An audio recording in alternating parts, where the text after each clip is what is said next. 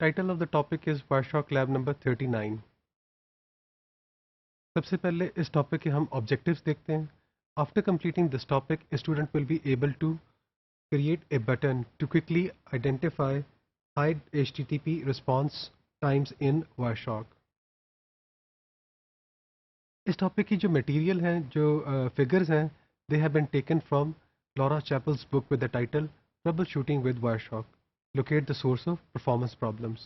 और ये बुक 2014 में पब्लिश हुई है. वायरशॉक में एक पावरफुल फीचर है कि वो अलाउ करता है कि हम बटन्स क्रिएट कर सकें.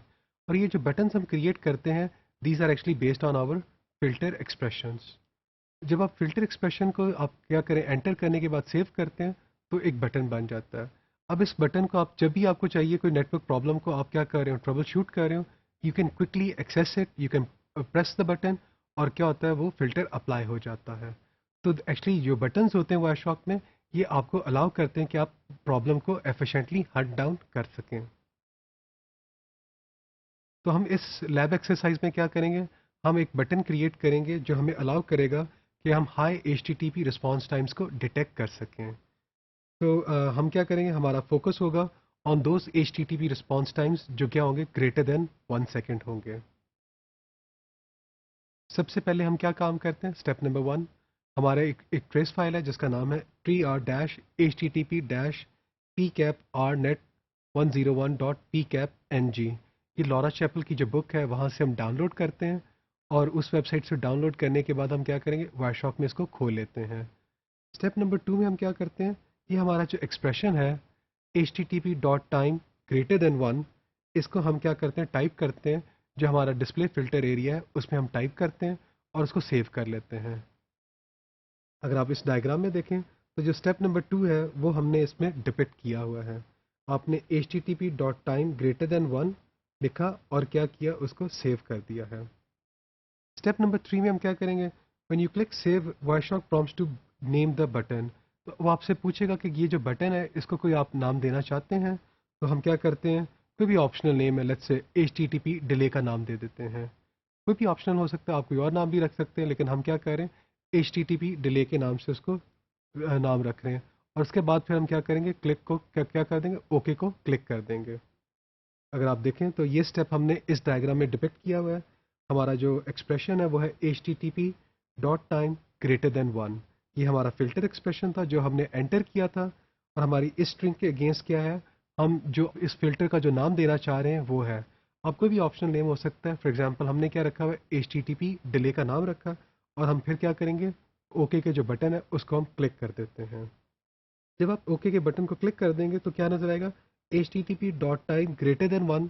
ये जो फिल्टर था, ये जो फिल्टर एक्सप्रेशन है जो हमने हाईलाइट किया हुआ है रेड में, ये अब क्या बन गया, HTTP डिले के नाम से एक हमें नज़र आ रहा है, एक बटन बन गया है. तो जब भी आप इस बटन को क्लिक करेंगे, ये एक्सप्रेशन आपकी जो कैप्चर्ड पैकेट्स होंगे उनके ऊपर अप्लाई होगा, और आप क्या कर सकते हैं, HTTP रिस्पॉन्स टाइम्स को आइडेंटिफाई कर सकते हैं. Only those HTTP response times जिनका टाइम क्या होगा, ग्रेटर देन 1 सेकेंड होगा. ये जो ग्रेटर देन 1 सेकेंड है, लाजमी नहीं कि आप ग्रेटर देन 1 सेकेंड ही हमेशा रखें.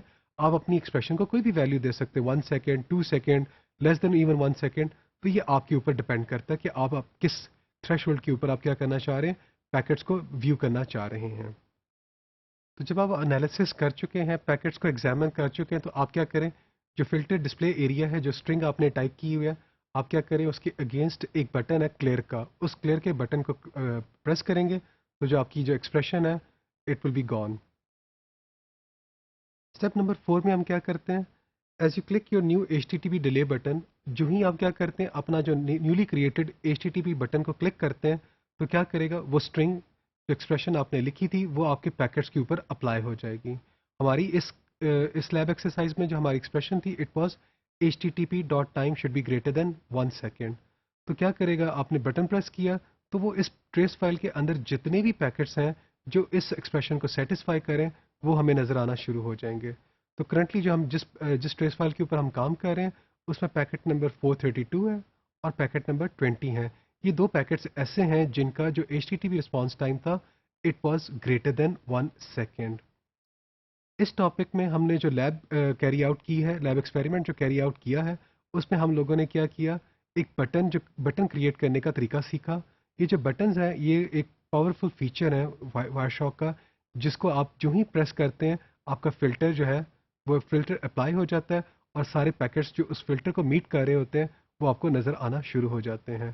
तो इस लैब एक्सपेरिमेंट में हम लोगों ने HTTP के ऊपर जो HTTP के जो रिस्पॉन्स टाइम्स थे उनके ऊपर हम लोगों ने अपना बटन क्रिएट किया।